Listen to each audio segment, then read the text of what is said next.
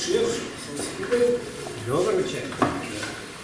Ja, jaz ne bi povedal nekaj o nedelji Svetega pisma, pa potem ničkaj nekaj razmisleka dal o tem, kako beremo Sveto pismo, kako se mu bližamo. Zdaj, nedelja Svetega pisma, ne? Kaj je to? Praznik Svetega pisma. Ok, v redu. Praznik, a rabimo še en praznik, zakaj? A je to v Svetem pismu sploh? Jansko to vprašanje, to je nekaj, tega ni v Svetem pismu. Kaj je to, kaj se greste? Razvezim. Zdaj, ja, tega ni v Svetem pismu, ali pa tudi je.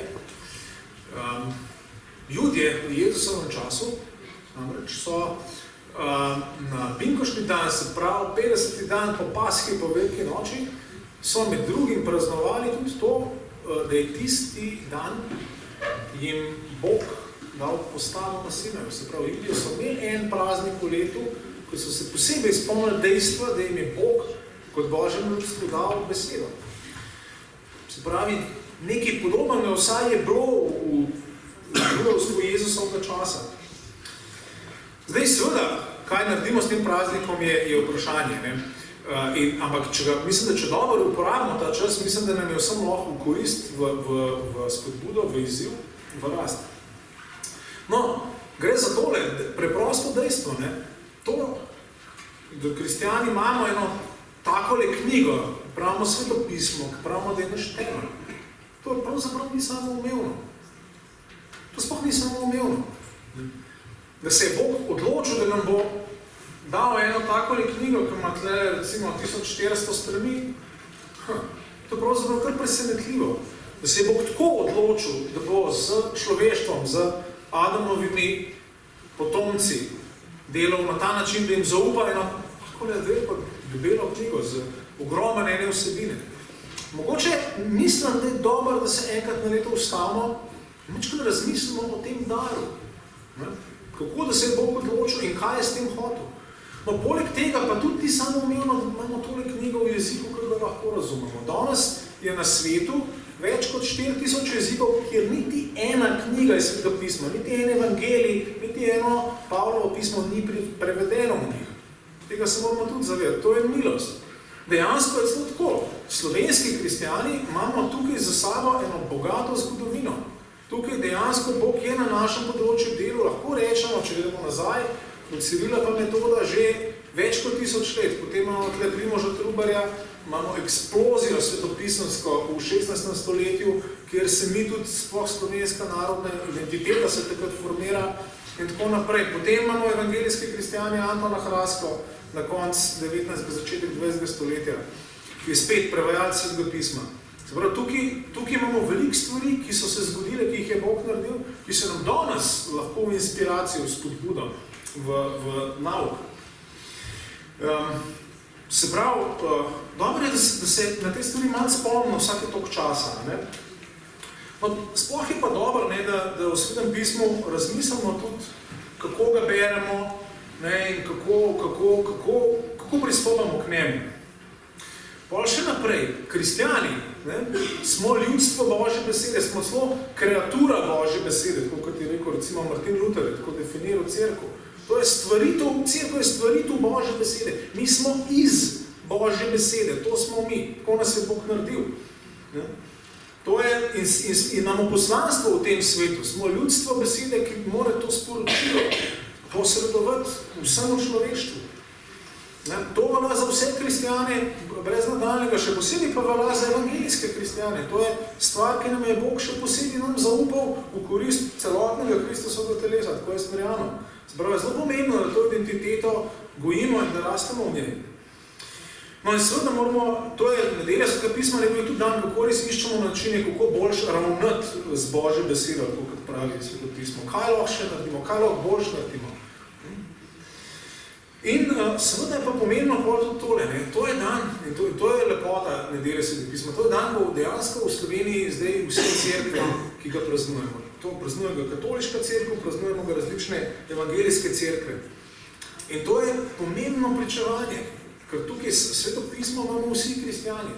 In s tem, ko praznujemo ta dan, mi navzven pričujemo, ena je Božja beseda, eno, v osnovi je eno naše sporočilo, ki ga imamo za vse ljudi. Se pravi, pri svetem deli Svetega pisma gre za to, da se mi boljš ugnezdimo v tem, kar Bog dela v svet, da se bolj utemeljimo, da poženemo korenje v tem, kar Bog sam dela v njegovem misijonu. Bog je misionar, a veste to? Bog je misionar. In on nas kliče, da smo mi misionari skupaj z njim.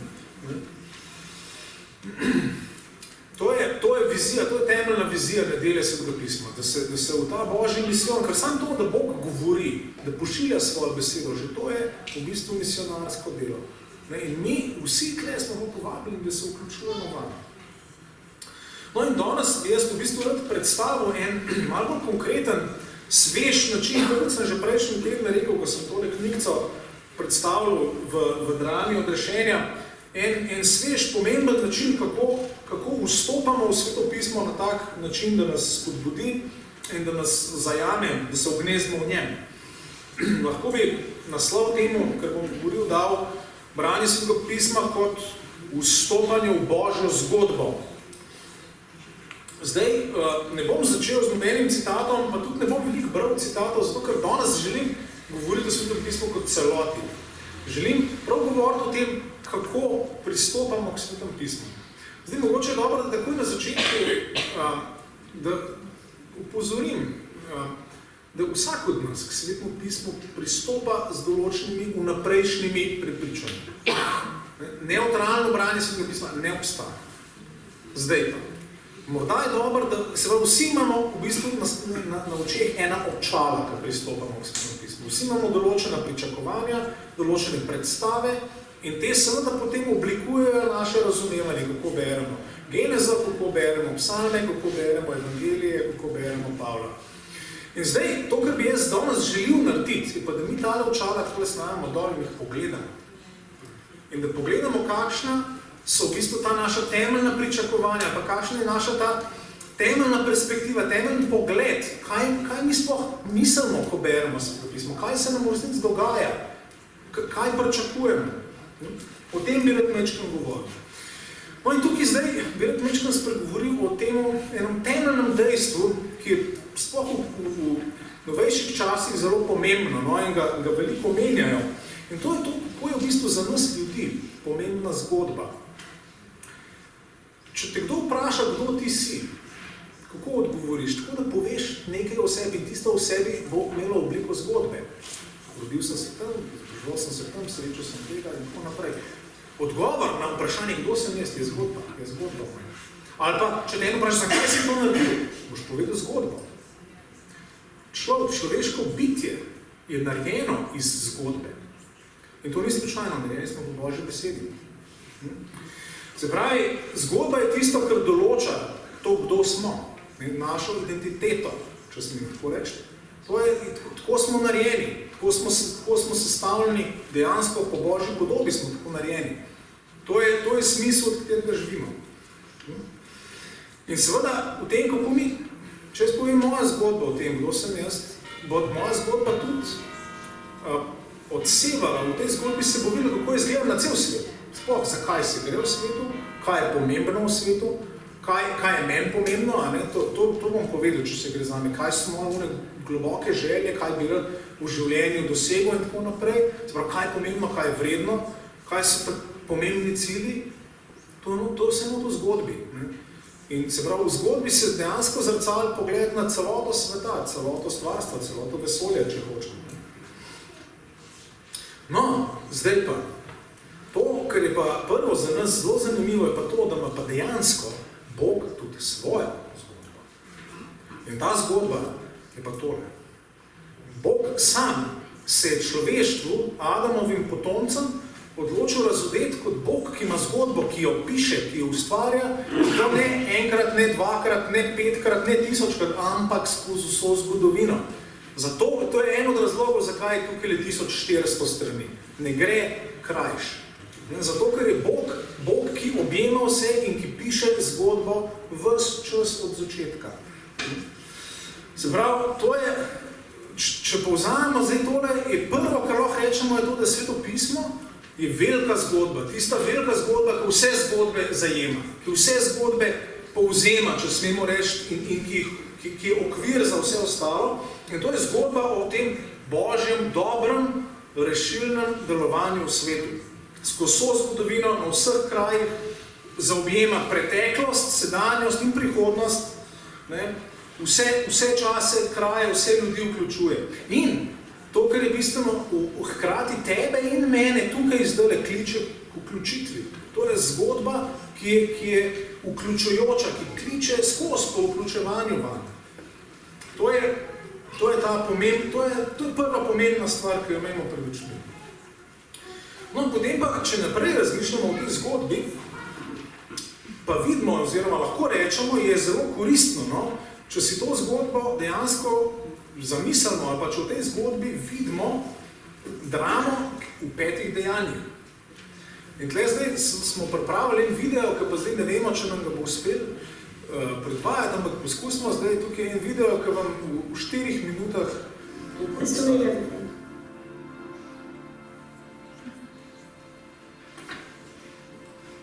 Act 1. In the beginning, God made the world.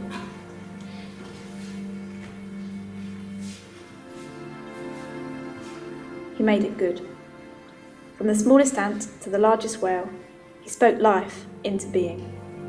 He made people too. He made them good and for relationship with him. He tasked them with looking after the world. Act 2. God loved the people and so gave them freedom to choose what they could do. One day they chose to do the thing that God had asked them not to do. The consequences of this were grave. Sin entered the world and death. And God asked them to leave the garden where they had lived so happily.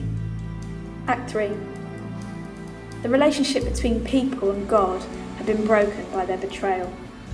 But God wouldn't leave them. He spoke to a man called Abraham and made him a promise that he would be blessed with a nation of children and a land to live in, to be a blessing to the whole world. God cared for and provided for Abraham's children and his children's children, and they grew into 12 whole tribes. But the tribes, who were together called Israel, did not listen to God. They ended up in slavery and having to be rescued by God via a man called Moses, who led them through a sea. God worked with Moses to make an agreement with the people where they could pay the price for their sin and restore their relationship with him. He showed them how to do this, but they could not. As before, the people struggled to obey God. Things were not good. Some of the people and their kings followed God, and some did not. In the end, they lost their land again and found themselves ruled over by others. Years passed as they waited for someone, a Messiah, to rescue them. Act 4. Then one day, a baby was born in a stable to a virgin lady called Mary. The baby was fully human and fully God and was sent by God. He was the Saviour. He grew up and started to preach his news of salvation. But he did not come to the rescue with his sword, but with his love. He healed the sick and restored sight to the blind. He made the lame walk and raised a man from the dead. He spoke about the kingdom of God, which was close and which was good, and he told us to love one another. He forgave sins. And he said he was the fulfillment of the scriptures, the Saviour of the world. The people with the power didn't like what he had said, so they put him on a cross to die. He hadn't done anything wrong, and suffering on a cross as if he had, though he was God himself, the creator of all, he took away the sins of the world. He suffered that we might live. On the third day he rose again, in accordance with the scriptures. He defeated death and won life for all. Act 5. After rising again, Jesus ascended into heaven, leaving his friends to share the good news of salvation and preach repentance. He did not really leave them though, instead giving them a helper, the Holy Spirit of God. God's Spirit lives inside of all of his friends. Now we are not far from him. Now he can help us to repent, to change, to accept his love and be more like him. Now we live in the light of Jesus, urging on the coming of his kingdom, the kingdom of God that is now and that is yet to come. We are the church that serves the kingdom, and we are the friends of Jesus. We are the hands and feet who serve our Father and Saviour, Almighty God. We are the body of Christ that works together in hope. We are accepted as we are, and we can change. We are unworthy, and we are hopeful. And we are loved.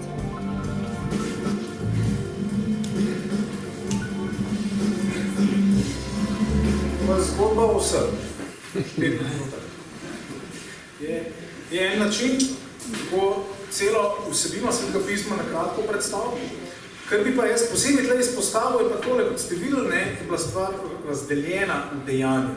In tole bi mogoče posebej veljalo podčrtati. Kot vemo, drama je več kot samo zgodba. Drama je zgodba z napetostjo, kjer se stvari dogajajo in kjer grejo iz dejanja v dejanje. Zdaj, če še enkrat na hitro, tehle 5 dejanj pogledamo, ker to je zelo važno, da jih imate pred očmi.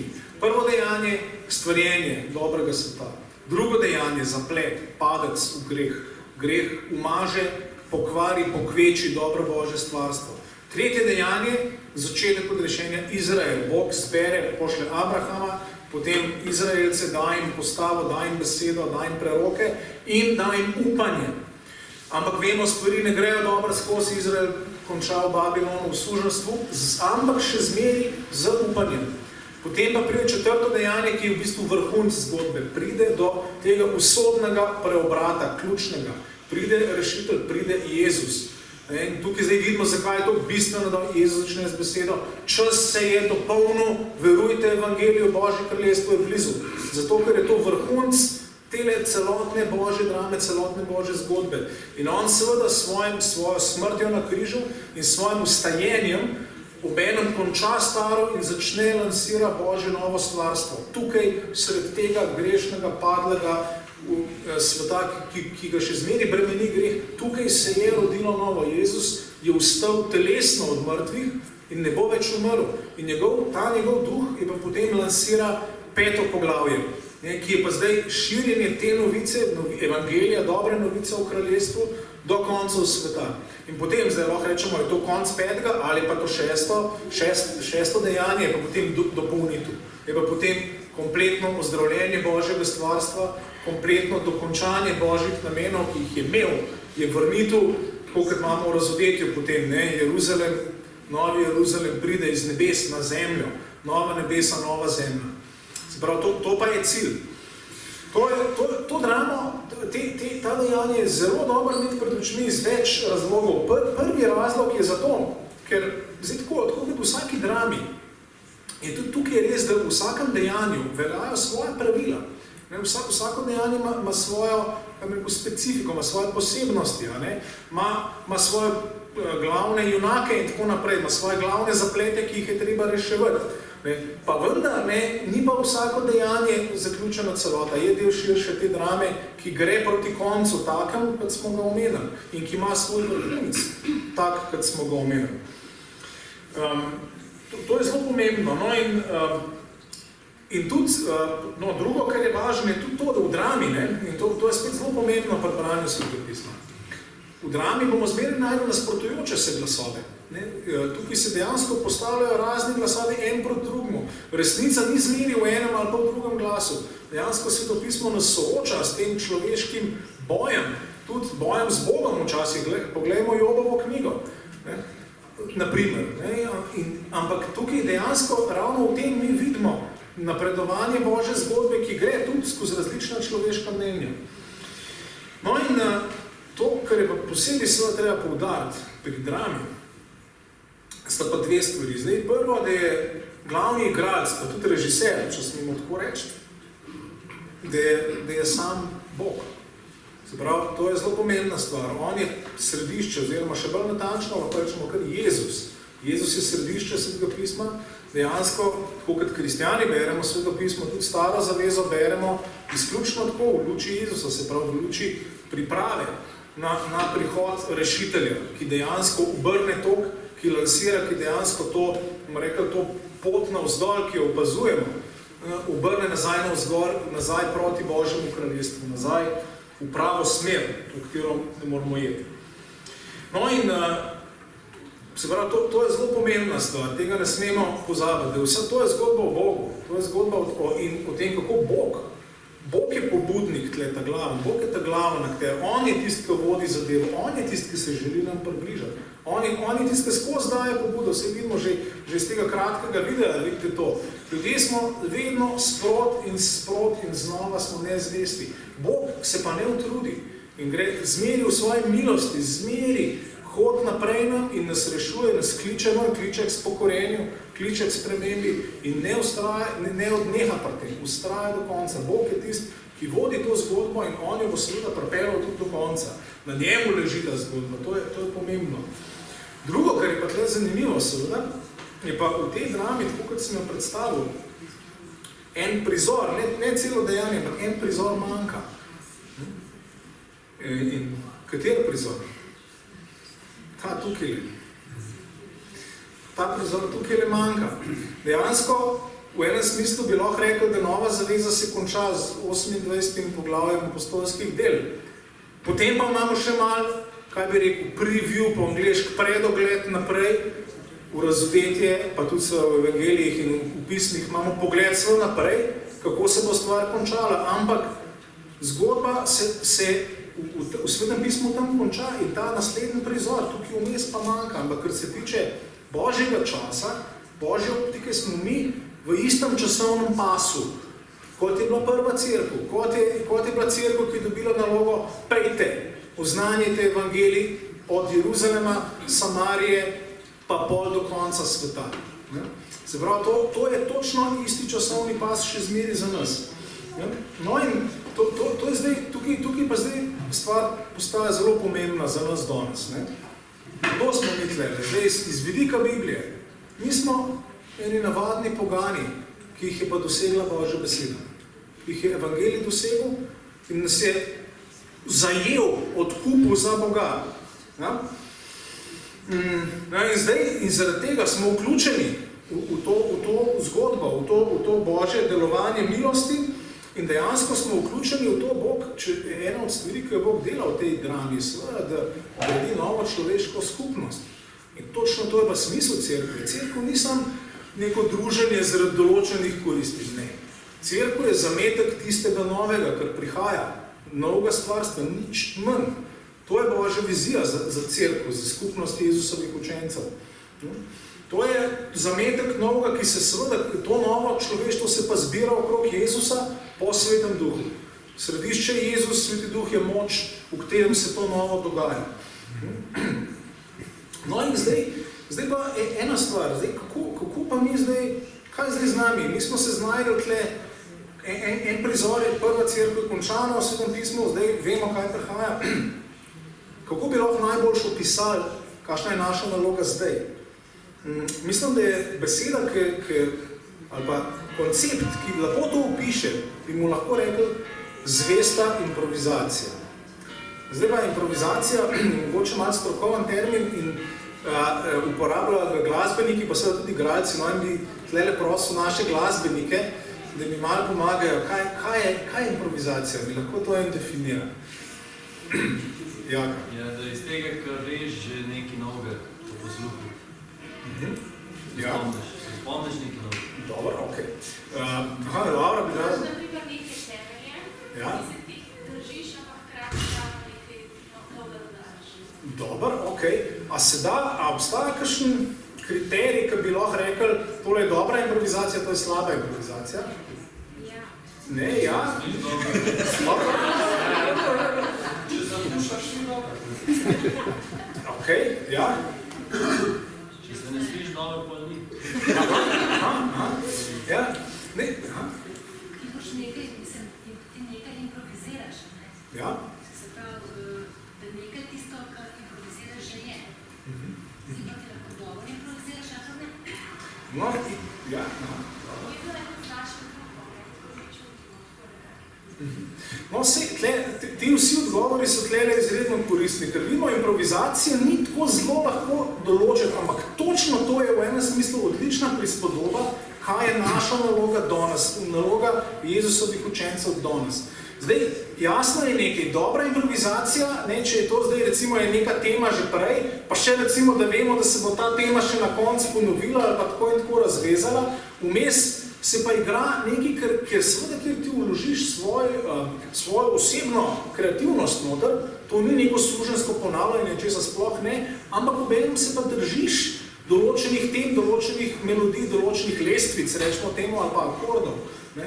To je recimo, ne, to bi bila dobra ali pa zvesta improvizacija v glasbi. Ne.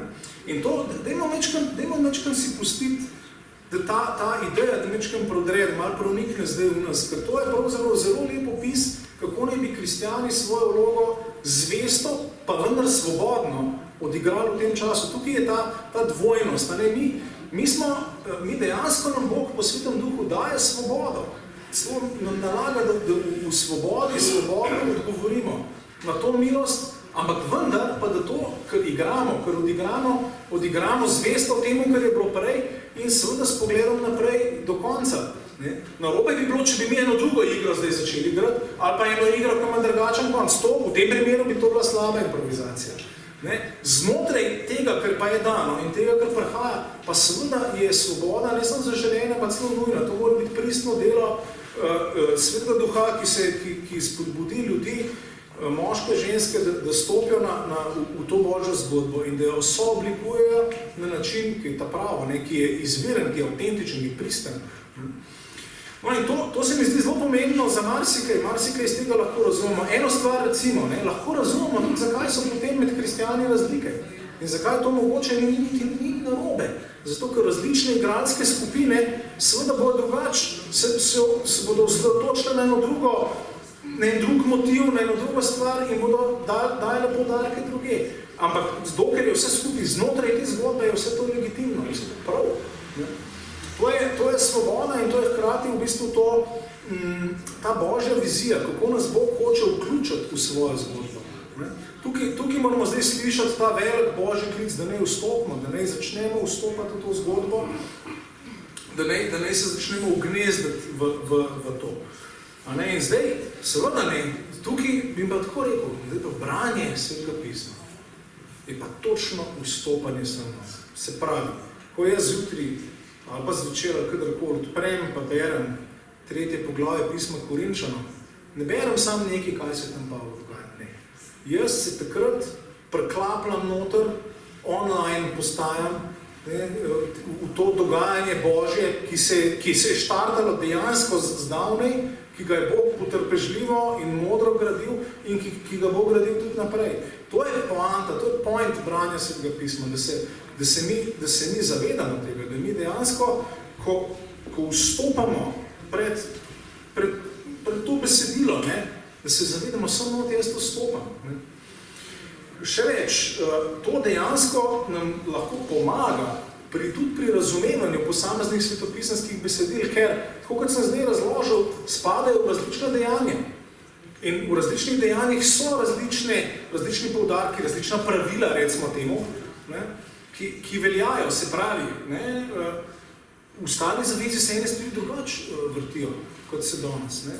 Ali pa, recimo, če beremo Pavla, lahko razumemo, zakaj se on tako strastno sklicuje na nekaj v stari zavezi. Zato, ker sam opazuje gibanje drame in se sam čudi, zdaj je prišel nov trenutek, ko se evangelij oznanja vsem narodom, izpolnjujejo se obljube prorokom in to je tisto, kar njega motivira. Se pravi, to je pravzaprav način, to je en zelo preprost način, kako dobro brati, kako dobro razumevati posamezna besedila v Svetem pismu.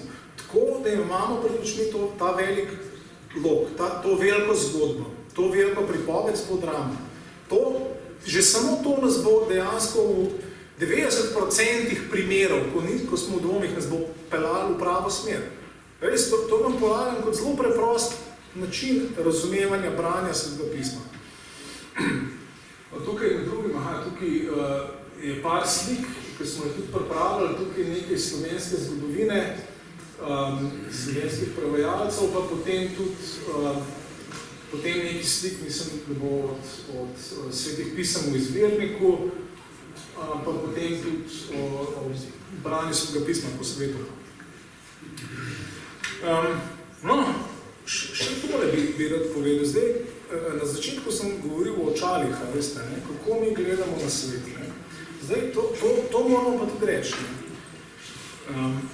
Ko mi vstopamo v to Božjo zgodbo, dejansko zapuščamo pogled na svet tak, kot je uveljavljen, tak, kot je normalen v družbi, v kateri živimo. Ker dejansko v Svetem pismu, tako kot smo že rekli, je središče Bog. Svet, ne, kot se kaže v Svetem pismu, je svet, ki ga je ustvaril Bog in ki ga še zmeraj skozi milostno vzdržuje Bog in rešuje Bog. Je svet, kjer je Bog prisoten, kjer Bog deluje. Zbrav, to je svetopisanski pogled na svet. Se pravi, ko beremo svetopismo, ko vstopamo v to zgodbo, iščemo to, kar kot Pavel pravi, razsvetljene oči srca. Da mi dejansko prestopimo v Božji način gledanja, v Božjo perspektivo. Učimo se gledati tako, kot Bog gleda. In to pa seveda je kar učni proces, to pa je kar preskok, to pa je kar prestop. Ne? Ampak to je vaja, to je trening, ki ga imamo pri branju Svetega pisma, da prestopamo v drugo optiko, v drugo gledanje.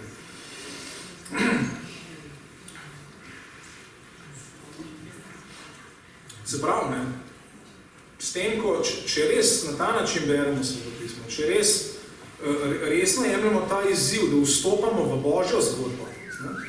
Bomo začeli drugače gledati na vse, na svet, na sebe, na Boga, na vse skupaj. Prav, zavzamemo to Božjo perspektivo.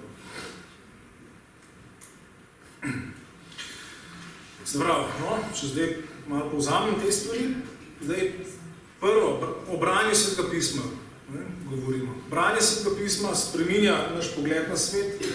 Mi dejansko vstopamo v drug svet. Tega se moramo zavedati. Večina, tako bom rekel, večinoma, ko nekdo reče, ne razumem Svetega pisma, ne razumem tega, je v 90% primerov je problem v tem, da je naš pogled na svet drugačen. In dejansko ne moramo tega uskladiti s tem, kakor mi vidimo svet, kakor mi razumemo sebe, kakor mi razumemo stvari okrog sebe. Zato je pomembno, da se zavedamo, da se pravi, ko odpremo Sveto pismo, mi ne pristopamo samo k eni spodbudni vrstici, samo k eni informaciji, samo k eni inspiraciji. Ne. Tukaj se dogaja kompletna prenovitev vsega. Prenovitev prav pogleda na ves svet pred celoto. In seveda v tem novem svetu je pa tako. Je Bog in tam smo tudi mi udeleženi skupaj z Bogom. Bog je očitno tako planiral zadevo, da je tole poglavje odprto.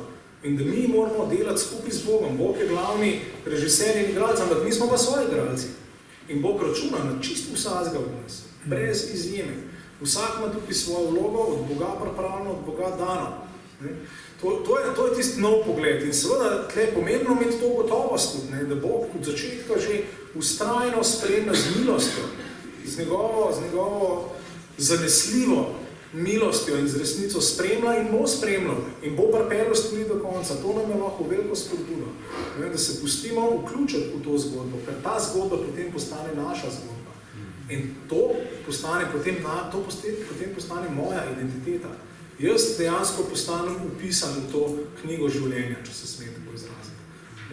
Na ta način so naša imena tam upisana. Tako da se dejansko vključimo v to eno zgodbo, ki jo pelje Bog. Se pravi, ja, branje nas spreminja, ko beremo. Ja, zelo pomembno je, torej tudi druga stvar, da se seznanimo s celotno vsebino Svetega pisma. Pomembno je, da preberemo cel Svet pisem. Ja. Oziroma za začetek obstajajo tudi orodje, ker se da, tisti filmček je res kratka predstavitev. Mi na svetopisanski smo pripravili tudi en krajši seznam, kjer bistvenih 100 se imenuje, ga lahko tudi dobite, tisti, ki ga želite. Če kdo hoče dobiti hiter pregled na celoto Svetega pisma, je tle 100 odlomkov, ki jih lahko preberete in boste dobili osnoven pogled v ta cel lok branja. ali pa to lahko priporočite komu, ki to je dober vstop v celo to zgodbo. Ne? No in spet, če ponovim, še ena stvar, kjerkoli beremo v Svetem pismu, vedno se preden greš brati, pomisel, kje je zdaj to v drami, na kjerem mestu sem. Ne? Takoj boš drugače bral Ezra, Estero, Genezo, ne vem, Matejev evangelij, takoj se ti bojo stvari začele drugače zlagati, ker jih boš imel nekam nalagati, ker jih boš nekam trpel. Vse, kar bereš, je del ene zgodbe in je del te širše celote. No in seveda, to pa zmeri treba poudariti, ravno zaradi tega vidimo, da ima prednost pri Svetem pismu branje daljših odlomkov, celote, poglavij, knjig, ne posameznih vrstic. Ja, posamezna vrstica je fajn, lahko inspiracija in tako naprej. V redu, ampak prednost na branje daljših odlomkov, daljših besedil. No in zdaj pa tako, ne, da ne bi zdaj ostali preveč na teoretičnem nivoju, ne, se zdi pa prav, da gremo v praksi. Ne. Namreč, mi smo dejansko že januarja smo rekli kot cerkev, da bomo začeli brati redno Sveto pismo. Prav v tem smislu, da bi konkretizirali to, ne, da bo Kristusova beseda bogato prebivala okrog nas, smo rekli, se bomo lotili, bomo do konca junija prebrali celo Novo zavezo. No in zdaj, da bi temu pomagali, smo tlele pripravili takle seznam, ki je tudi tam, ga lahko vzamete, ne, za vse. Na tem seznamu je dejansko so odlomki, v bistvu so od 1. januarja do konca junija, kjer je cela Nova zaveza. Za tiste, ki ste zamudili nič hudega, dejansko je seznam zelo preprosto narejen, tako da lahko vsak dan odkljukate tisto, kar ste prebrali. Če kakšen dan ne morete, pa zamudite, v redu, lahko nadomestite in tudi Matejev evangelij, tak, ki smo ga brali zdaj v januarju, lahko nadomestite potem. Ampak dejansko bi vas rad izzval k temu, ne? Da tole vzamete ne zdaj kot še eno religiozno nalogo, dober, moram biti dober kristjan, brati moram se pisem. Ne. Tole je dejansko lepa, odlična prilika, da začnemo vstopati skupaj, kot skupnost, v to Božjo zgodbo. Se pravi, dajmo to vzeti kot dejanje na relaciji jaz-Bog. Nekaj, kar vidim, da mi Bog pošilja, da me bo treniral vsak dan, da me bo oblikoval znotar, da me bo začel trenirati, usposabljati za to dobro igranje te vloge, ki jo moram vsak dan. Kot oče, kot mož, kot zaposlen, kot prijatelj in tako naprej. Ne? Ker posod tle moramo to vlogo igrati dobro in jo lahko igramo dobro. To je dobra novica tukaj. Lahko je, Bog je vse pripravil in pripravlja za to. Ne bo to, da se odločimo za tole branje, ne bo to res moj ja Bog. Ne bo to moj ja prav v tem smislu, da hočem biti del tega, kar on dela. Ne? Ker to je dejansko najboljši trening. Obenem pa seveda bomo pa pripravljeni, dajmo Bogu prostor, da s tem naš svet zamaje, ker ga more zamajati. Če je to tako, kot smo rekli, naš svet se more spremeniti ravno zato, ker Bog hoče svoj nov svet vplesti v nas in nas že narediti, da smo glasniki in da saj malo tudi že po Svetem duhu živimo. Ta nov svet, ki ga je ustvaril v Kristusu, po Svetem duhu. Ne? In moramo biti ustrajni, ne? Moramo ustrajati. Tukaj, ne vem, mogoče tega seznama je takole, zdaj tako, kot vidim, to je po 2 poglavji, eno ali pa 2 poglavji na dan. To je dejansko branje, tam 15 minut, če se zelo poglobite, mogoče 20 minut. Ja, lahko rečeš, ja, nimam časa, to pa veš, to je zamudno. Ja, v redu, ne, ampak mogoče, če bi mečkal manj, česa drugega, veš, ne? Televizije malo manj, ali pa interneta mečkal manj, pa se hitro najde 15 minut. Zakaj? Ker se pravim, to je stik z Bogom, to je formacija, to je oblikovanje, ki ga Bog želi v nas dati. No in kot vidite, branje gre po celih knjigah, berejo se cele svetopisanske knjige, ena, potem druga in tako naprej. In na ta način nam bomo prišli do tega globjega, bolj celovitega, bolj zrelega, bolj zdravega razmišljanja, razumevanja, vstopanja v to, kar Bog dela. No in izzivam vas vsi vemo, ne, hitro se navdušimo, pa zmanjka volje. Ne. Bomo ustrajati do konca, ne, ker dejansko, to mi je zelo všeč pri tem seznamu, ta seznam se končal za apostolskimi deli 28. Točno tam, kjer se mora končati. Ker tam naprej je potem konc je potem naš začetek. In tako, na ta način bo Kristusova beseda res bogato bivala pred nami. Tako, če bomo v to vstopili, bomo živeli v pravem izobilju. To je bogatstvo, ki nam bo živeli. In izobilje Božje besede za nas in za podelitev z drugim. Želim vam blagoslovljeno in vero se podpisati.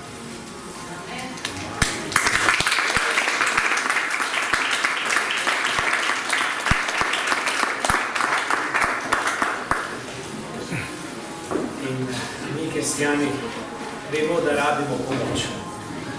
Telo je srčno ali par dni, ne? In zato mi, kristjani, rabimo molitev, rabimo pomoč od Boga.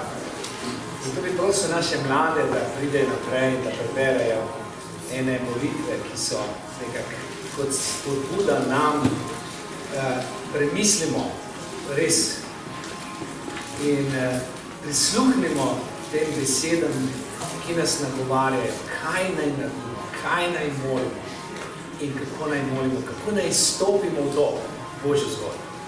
In naj se vsak vzame en privilegij. Reče, wow, kako sem privilegirana oseba, da lahko vstopim v Božjo zgodbo. Milijarde tega ni. Jaz pa sem. Wow, če bomo na ta način vstopili, bomo uspeli.